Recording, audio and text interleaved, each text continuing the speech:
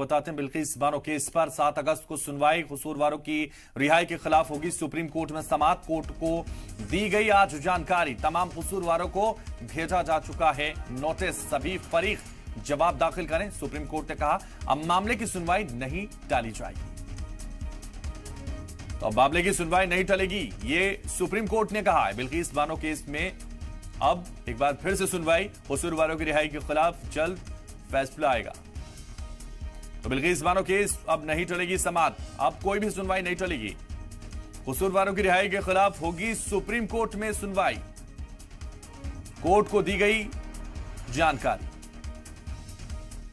तो मामले की सुनवाई नहीं टाली जाएगी, सुप्रीम कोर्ट ने कहा है। अब मामले की सुनवाई होगी। सभी फरीक जवाब दाखिल करें, यह भी सुप्रीम कोर्ट की तरफ से कहा गया।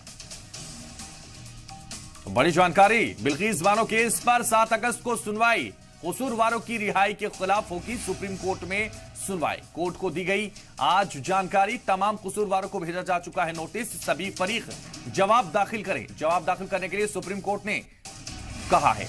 अब मामले की सुनवाई नहीं टाली जाएगी, यह भी सुप्रीम कोर्ट ने कहा।